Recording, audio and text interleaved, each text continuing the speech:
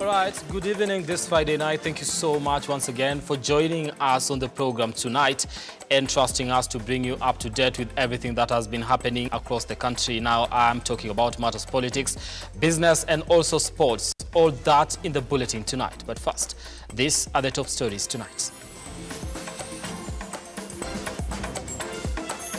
The news headlines in association with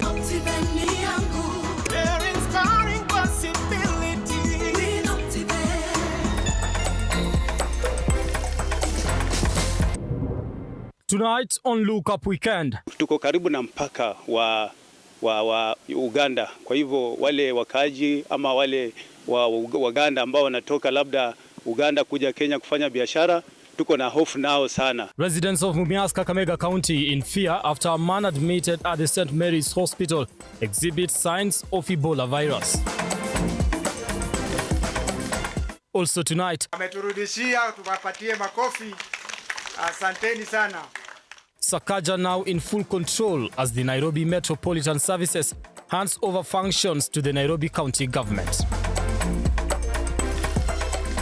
And it failed to address pertinent issues regarding the state of our economy and the national standard of living.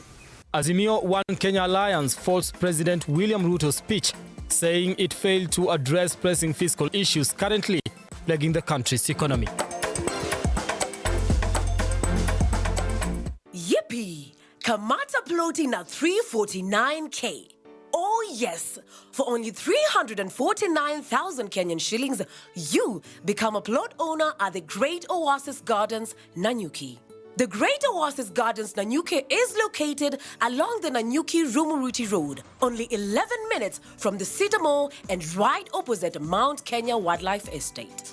This is the best place to establish the getaway home that you have always dreamt about. For every 349,000 that you deposit or pay as installment towards any of Optiven's plot of land, you get 10K cash back instantly. Jaza basi twende Nanyuki. Bigger is indeed better.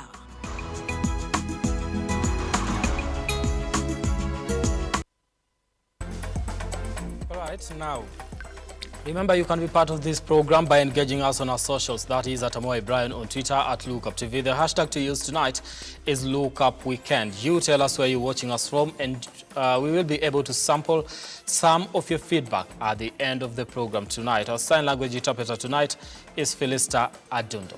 Now, fear has engulfed Mumias, Kakamega County after a patient at St. Mary's Hospital exhibited signs of Ebola. 35-year-old Gideon Ashibo is said to have recently traveled to eastern Uganda on a business trip. Now, Mumias West Disease Surveillance Coordinator Boaz Gishana said in a statement released on Friday that the patient is currently at St. Mary's Hospital Isolation Unit awaiting laboratory tests. Cecilia Lubanga now reports. Just a week after the government issued an Ebola alert and called for screening of travelers at entry points on the Kenya-Uganda border, Kenya may record its first case of Ebola virus. This is after a patient at St. Mary's Hospital in Mumias, Kakamega County, showed signs of Ebola. At St. Mary's Hospital, Dr. Hilda Obwao said despite the signs exhibited by the patient, she cannot conclusively assume the patient is positive yet. We confirm that we had received a male adult with bleeding problems, for which we are doing investigations suspecting that it could be Ebola. However, investigations are still ongoing.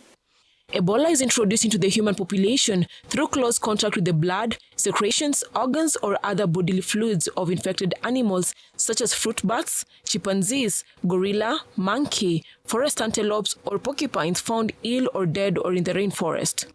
Measures have now been put in place at the St. Mary's Hospital to prevent the infections in case the results turned out positive. So within the ground, we've already put, as we did in COVID, we've already put forth the non-contact measures like hand hygiene and discussed within our staffs of being alert. residents have continued to express fear, with the majority demanding to be informed about the disease and the preventive measures.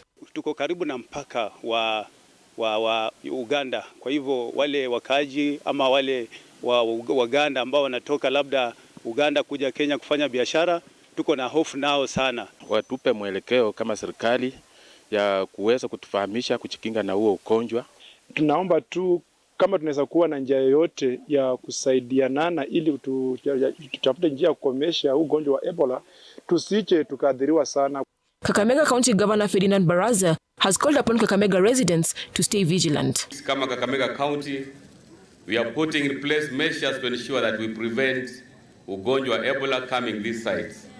Lazima tujichunge because ile ugonjwa wa Ebola ni ugonjwa hatari sana.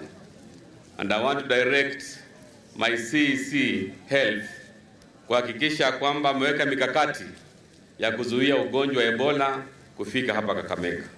Cecilia Lubanga, Lookuptv. Now, the post-mortem exercise on the body of the late lawyer Paul Gisheru was carried out on Friday at the Nairobi's Lee Funeral Home, where his body has been lying since his demise 4 days ago. Now, the exercise carried out by a team of pathologists drawn from the Directorate of Criminal Investigations was witnessed by Gisheru's family and lawyers.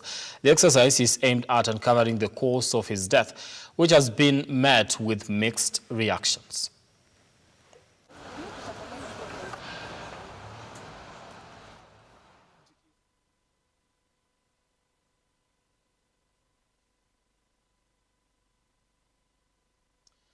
Now, moving on, the mandate of Nairobi Metropolitan Services established under the retired President Uhuru Kenyatta regime has officially come to an end. NMS boss Major General Mohamed Badi on Friday reverted all the functions to Governor Johnson Sakaja in a ceremony attended by Attorney General Kihara Kariuki, Devolution Cabinet Secretary Eugene Wamalwa, among other dignitaries. Now, General Badi has thanked the workforce of the city-county of Nairobi for according him goodwill and support in execution of his mandate, as our reporter Henry Tende now files. The much-publicized Nairobi Metropolitan Service NMS mandate in the management of delegated functions in the capital city has come to an end, while officially handing over the functions back to the county's leadership led by Governor Johnson Sakaja. NMS boss Major General Mohamed Badi has thanked retired President Uhuru Kenyatta for giving him the privilege to serve the people of Nairobi and thanked the Nairobi County entire workforce for their unwavering support. Coffee, coffee, coffee. My thanks goes to the national government, both under the former President Mheshimiwa Uhuru Kenyatta and the current government under His Excellency Dr. William Ruto for giving us the confidence and responsibility to achieve our tasks. Before officially exiting the stage, General Badi highlighted a last year's achievements the service is proud of, including development in the health sector, road transport network, and a remarkable upgrade of water supply system. Ladies and gentlemen, I'm happy to report that NMS has performed its task quite well across the 4 transferred functions in accordance with County Integrated Development Plan, resulting in tangible positive outcomes that many Nairobi citizens can attest to. NMS was formed after the then President Uhuru Kenyatta and County Governor Mike Mbuvi Sonko signed an MOU that allowed the governor to relinquish some critical functions to the service. During this period, service delivery to residents of Nairobi had been adversely affected as Governor Sonko fought corruption cases leveled against him in court. Governor Sonko was later removed from office through impeachment by majority members of the county assembly. Governor Sakaja, who was the county senator, revealing today he was heavily involved in the formation of NMS to ensure service continuity. Today, all the functions are back to the people of Nairobi. The lady in Mutwini, who is going to the dispensary or the hospital there, needs to hold to account somebody who she has voted in. So does the young man in Kayole, so does the further in Mihango. Governor Sakaja has lauded the work done by General Badi and noted he will build on the strong foundations left by the service to better his performance as the governor. I really want to honor the NMS and the staff at NMS. You did a good job despite challenges. I know in the beginning there were a lot of challenges with this side, but I want to encourage you that we still need a lot of your work. Governor Sakaja has also assured all the county's workforce that no one will be victimized. I want to urge my staff in Nairobi City County Government and those who are coming back that you are all now one. There is no former NMS staff and former county government staff. You are all staff of the Nairobi County Government and you will work together as equals. So watu wa hapa muwakaribishe wote ambao walikuwa wameenda na wale ambao pia walikuwa wameajiriwa. We will have space for everybody. With all functions held by NMS now fully reverted to the county government of Nairobi, it will be interesting to see how Governor Johnson Sakaja will live up to his promises of bettering lives of citizens of Nairobi. Henry Tende, Lookuptv, Nairobi. Right, now that is our reporter Henry Tende reporting for the story of NMS, whereby we just had the power handover from NMS to the elected, or rather the current governor of Nairobi, that is Johnson Sakaja. Now moving on, still on matters politics, Azimio One Kenya, led by Kalonzo Musyoka, has today poked holes on the Kenya Kwanza government, saying they have failed to fulfill the promises they made to Kenyans during campaigns. Now the leader also poked holes into the acquisition process used to procure the subsidized fertilizer. Kalonzo said they will start an inquiry into the matter. Azimio la Umoja One Kenya Alliance leadership has accused President William Ruto of failing to address important issues that are affecting the country in his speech when he was addressing the bicameral house. Welcome to the command center. Speaking to the media on Friday, Azimio Core Principal Kalonzo Musyoka said that Ruto had failed to keep his campaign promises, including reducing the cost of living. On the 29th September, which was yesterday, 2022, President William Ruto took to the floor to address the nation as he opened the 13th Parliament in what is billed to have been the shortest speech by a head of state to Parliament since its inception. Short as it may have been, it failed to address pertinent issues regarding the state of our economy and the national standard of living. Fellow Kenyans, the season for political campaigns has ended and the honeymoon is well and truly over. It is now time to act decisively in our various capacities to the benefit of our great people and our great nation. On the issue of fertilizer, Kalonzo says the government should lay bare the acquisition process used to procure the current batch of subsidized fertilizer under distribution to farmers across the country. He has threatened to rally the Azimio legislators to commence an inquiry into the procurement of the fertilizer. We also question how this fertilizer was procured, when it was procured, and where it was sourced from. We ask, does it meet the Kenya Bureau of Standards, KEBS standards? This administration must therefore make public, because one thing we have done as a country is to open up this country. And the basic rights of Kenyans, the right to life, there's one thing that nobody can take away from Kenyans, is the basic rights. Therefore, the right to know is important. This administration, therefore, should make public the procurement process of this fertilizer subsidy. On Ruto's cabinet, Kalonzo says some of the proposed names have questionable character, and hence their names will not see the light of day in Parliament. 27th September, the Ruto administration unveiled their choices of cabinet secretaries. Of the total number, only 7 women were named, contrary to the campaign promise of a 50-50 cabinet. I hear there was an MOU to name from the clergy, members of the clergy, CS for religious affairs. It could be another breach of an MOU.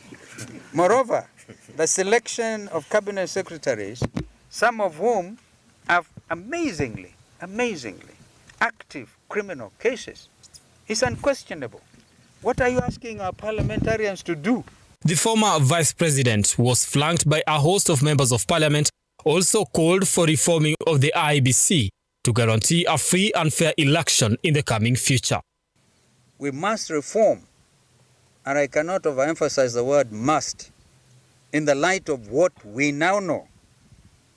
We must reform the Independent Electoral and Boundaries Commission, IEBC, to be able to, perchance, going forward, guarantee our children free, fair, and credible elections. Brian Amwai, Lookuptv, Nairobi.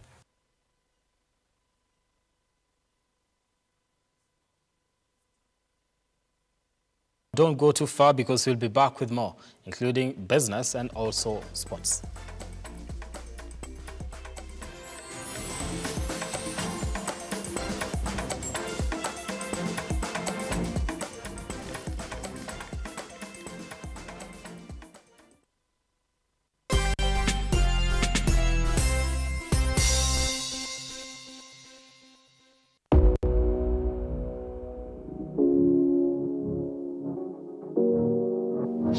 After a year packed with top-level events in various clubs, we are back to where it all began.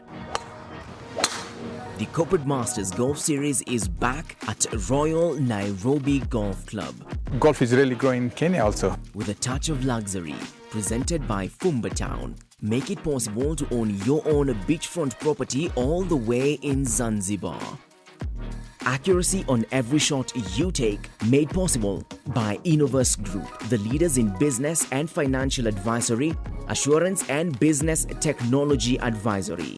On October 1st, you can soar with the Eagles, courtesy of Angela Aviatrix Charters. Come, hit the reset button with some scotch made available to you by the Glen Levate from Pano Ricard, Kenya. Register your corporate team to get lucky with the Bet Lion Team Award. Lady golfers, you have more reason to sign up for this event because Godrej, with their mega growth, will be at the cost to help your hair match your long drives. Mega growth calls upon non-golfing ladies to come take part in a golf clinic at the golf range. Come take part in the 7th Corporate Masters event with Kenchik taking care of your breakfast to ensure that we're hitting them long and straight. For those who can't make it, catch all the action on Lookuptv, our official media sponsor. Corporate Masters, represent your brand. This event has been brought to you by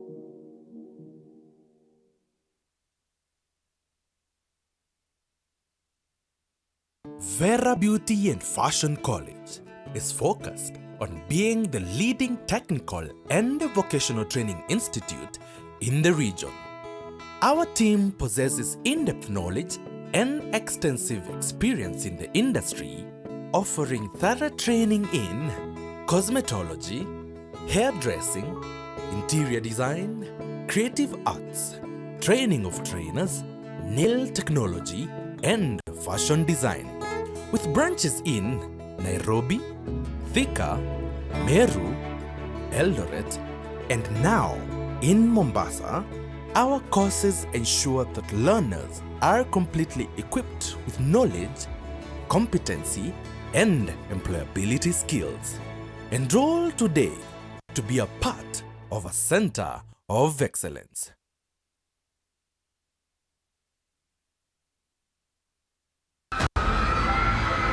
For decades, our people have endured systematic oppression and unimaginable discrimination.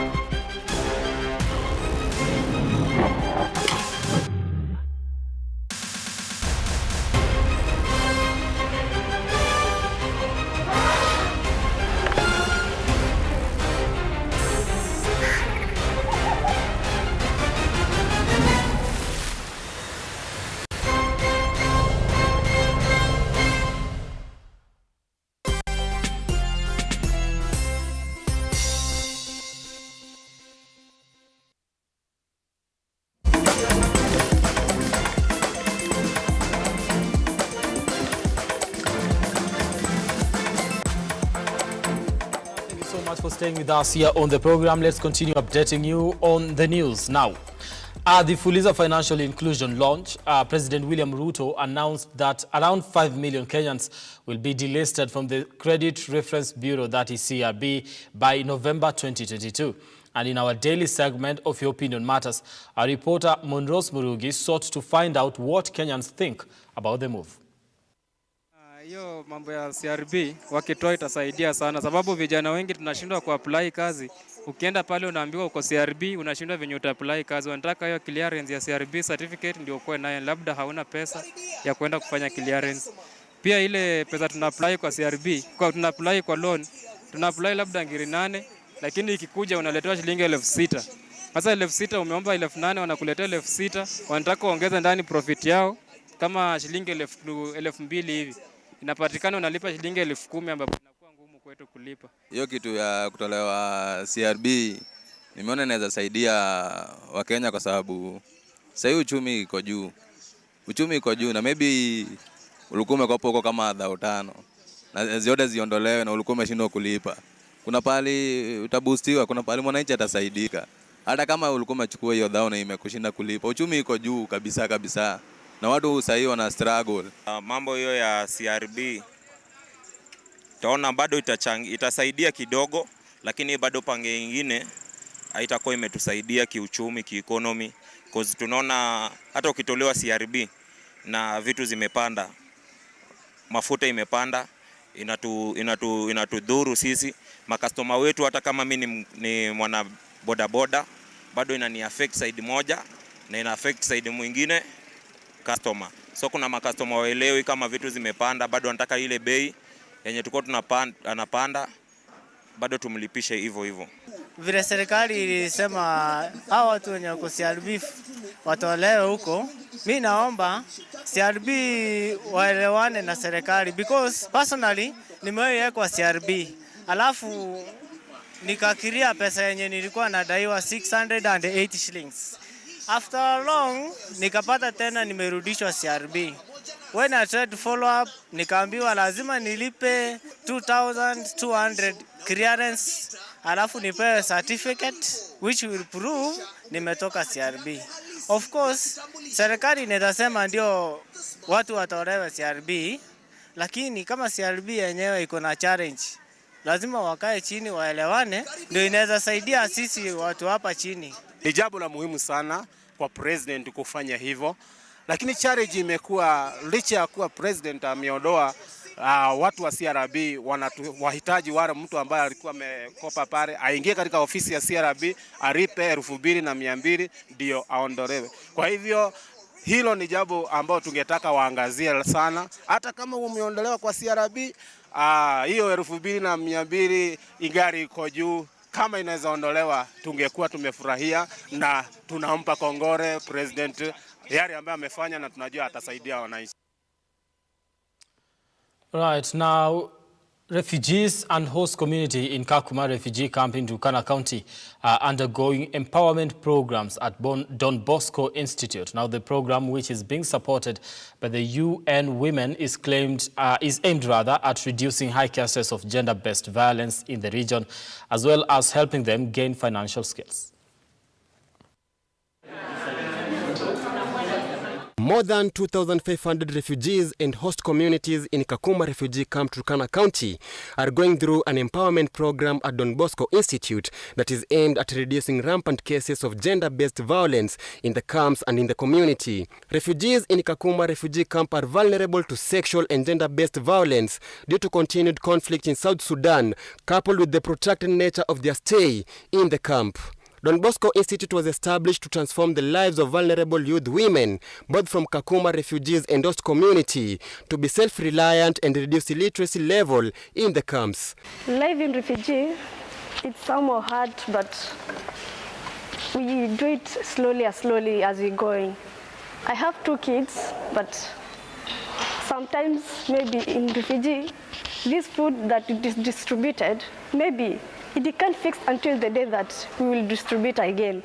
So we have to do some small things so that you can manage to maintain your family until the time you will distribute the food. Unajua woman kukaa peke yake haiwezi fanikiwa. Alafu hapo tumesema shukrani sana, Mungu abariki juu tumepata kitu kizuri kujiunga na wamama wenzetu. Hapo tutapata kitu yendi kwa inasaidia watoto, isaidie na watu wengine. Mwenye atataka kukuja na sisi tutamwambia kuja kwa hii mradi, tutengeneze nikresi, tutengeneze vikapu. According to the Don Bosco Institute Director Father Jose, the institution has built 7 vocational training centers in Kakuma and Kalobei, which offer a number of courses like carpentry, electrical, ICT, motor vehicle mechanics, welding, plumbing, tailoring, and dressmaking to the refugees. The refugees applauded the institution, saying that it has helped them gain knowledge and skills that they will use in future to earn a living with their family. Marlon Orlando, Lookuptv. Now, thank you so much, Marlon Orlando, for that. Now, the residents of Bondeni slums in Athi River, Machakos County, have conducted peaceful demonstrations complaining about the sewage pond which was dug by an investor at their residence beside the Athi River Kitengela Road that has become a great threat to their lives. They are now asking the county government to ensure it has covered the sewage pond as soon as possible. This pond was dug more than 5 years ago after the flow of River Athi was changed, but now sewage waste and a breeding zone for mosquitoes is the order of the day, this posing great health risks to the residents.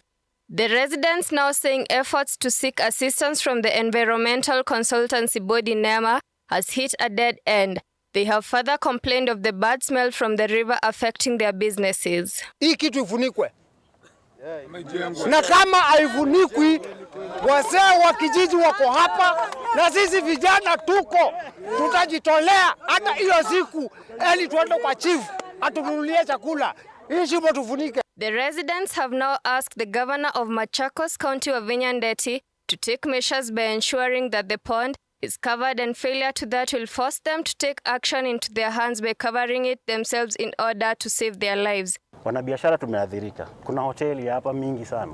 Moja ni Intalesha. Kuna wateja hapo. Mbu ni mingi. Hii road ikijaa maji, shimo ni impassable. Hakuna mteja anaweza pita akienda kwa hiyo hoteli. Watu wa bodaboda, wamama, watoto wanatoka shule. Hata wengine watoto kuja kucheza hapa, watatumbukia hapa ndani. Hii vundo hapa imetumiza sana, uchafu, watoto wetu wako hapa, sisi tuko hapa. Tunaomba gavana Wavinya mwenye tulichagua na upendo, aje mama kuja atufunikie hii kitu. Ama wenye walichaguliwa wote waje hapa waone vile tunatesekea hapa. Sasa kuna mambuzi zimeingia hapa, zimeozea hapa, mtu anapoteza kitu imetupwa hapo. Waje watusaidie. Tunaomba usaidizi wa serikali. Susan Jerry, Lookuptv.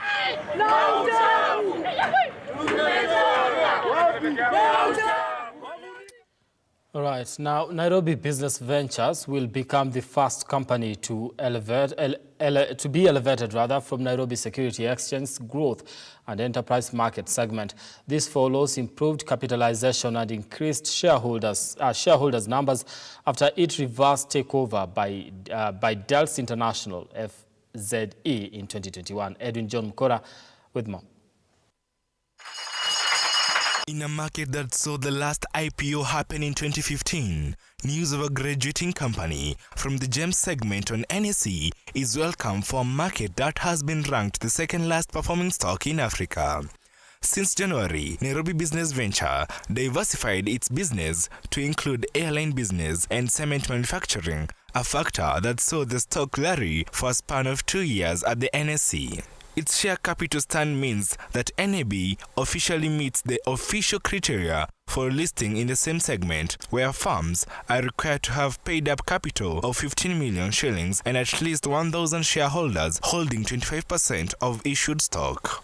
The main market segment on NSE carries most of the listed companies, totaling up to 49 out of the 63 listed firms on the Nairobi Exchange. The alternative investment market segments, which hold companies between MEMS and GEMS segments, has 9, while the GEMS has 5 counters listed, which will see the number drop to 4 NBV graduates. The news that NBV graduated to the MEMS segment has exited investors who have pushed the share price for NBV to 3 shillings and 42 cent close to the high of 3 shillings and 50 cents for the entire month of September, which analysts forecasting with the rise to continue. Whether this graduation will inspire more listings on the memes market is still a factor to be seen, as there have been only 6 listings in the last decade. Edwin John Mokora, Lookuptv.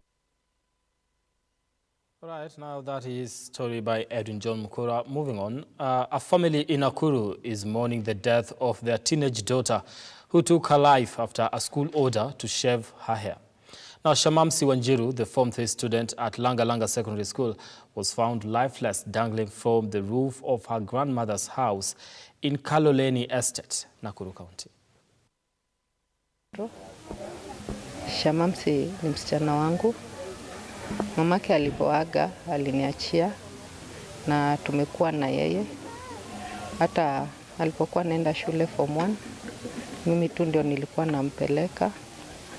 Na on Friday walipokuwa wanafunga shule, walikuwa na mvua nywele, walimu wakiwa wana address wanafunzi. Alikuwa among hao wasichana wenye walikuwa wanamvua nywele. So alipewa punishment na akaambiwa punishment yenye amepewa ni ya kunyoa nywele. So ni kama hakufurahia punishment kwa sababu alikuwa msichana mrembo na ni msichana mwenye anajipenda. So alifeel kama ako somehow bullied kwa sababu hakuwa anataka kunyoa nywele. Huyo msichana hata boyfriend hajawahi kuwa nao. Alikuwa ananiambia, "Mom, I want to be a nurse." Alikuwa anapenda kucheka, kusmile. Akipatana na mimi lazima anihug. Aniambie, "Mom, leo sijakuona, umeshinda aje?" Mwambie niko poa. So mimi sijui tutasema nini kwa sababu sikutarajia hiyo punishment yenye anapewa ndio ita cost life yake. Na ningejua ndio ita cost life yake, ningemwambia asinyoe hiyo nywele. Lakini sikujua hiyo kunyoa nywele ndio ita cost maisha ya huyo mtoto. Lakini ningeomba hasa kwa walimu, kwa watoto na wanayesoma kwa wakati huu, generation hii ya sasa si kama ile yetu ya zamani. Na kupitia kwa mtoto wa dada yangu Shamamsi Wanjiru, ningeomba iwe funzo kwa hata kwa walimu wanapofukuza watoto nyumbani kupitia kwa nywele.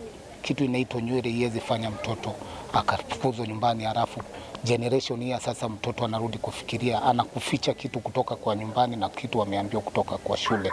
Hakuji kukuambia kama mzazi ni nini inaendelea kwa shule. Dakika ya mwisho anafanya suicide bila wewe kujua ama jambo lolote mbaya. Right, now residents of Mudhengera ward in Laikipia County are living in fear after Mukurueini Dam showed signs of breaking its walls.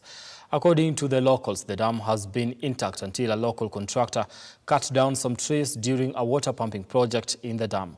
Now, the dam that lies on approximately 16 acres serves over 4,000 people and their livestock. This and more stories in our county roundup. Mukurueini Dam in Laikipia County now poses a great danger to residents as its walls are on the verge of breaking. The dam, built by colonial settlers, has served locals efficiently until a contractor, Eden Homes Construction Limited, is said to have cut down trees adjacent to the dam while trying to pass his earth mover across a dike. This leaving the dam sweating and seeping from underneath as its walls were loosened. The residents are now calling on the county government to intervene. Ililetwa na wakati contractor alikuja kwa site, kuna mahali aliguza, kuna miti ilikatwa ambayo ilikuwa imeshikilia the embankment of the dam, na pia kuna wakati maji ilifugwa ili iende kwa intake. Wakati maji ilifugwa iende kwa intake, the spillover ikakuja the other side, watu wakakosa mahali ya kupitia. Ningependa kueleza wakaaji wa Karandi, Tandare na Kianugu kwa sababu huu mto unafuata hiyo upande kwa kizungu tunaitanga downstream. Ni kweli? Pia muwaeleze wawe careful wakati ma bridges zao ama wanapofanya biashara zao za kawaida. In other news, the county government of Kajiado has come out to clarify that the 6-story building which collapsed in Ololuwangong Township was not approved and had a false signboard with a non-existent serial number. Kajiado County Executive Committee member of Lands and Planning Hamilton Pasenia stated that the contractor acquired a 4-story building approval from the county in 2020 but chose to illegally add 2 more floors. He also added that the county government is working with relevant authorities to ensure the road contractor is brought to book for risking lives and constructing an unapproved building. If you look at the sign board on site, we also found that what was written there was false.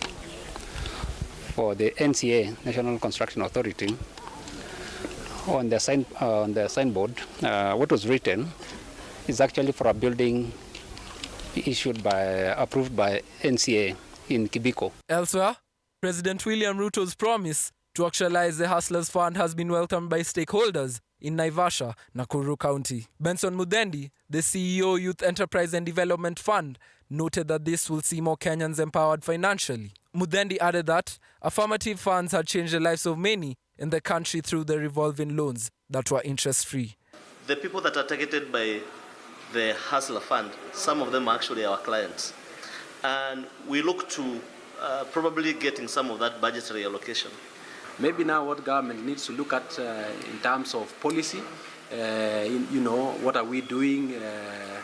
Do we come together so that now we can be able to achieve that the Hustler Fund program? John Omari, Lookuptv.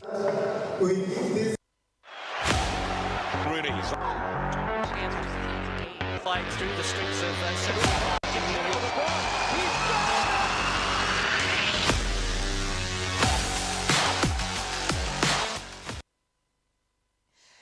All right, now let's get sporty tonight. Manchester United boss Erik ten Hag has been named the Premier League Manager of the Month for September.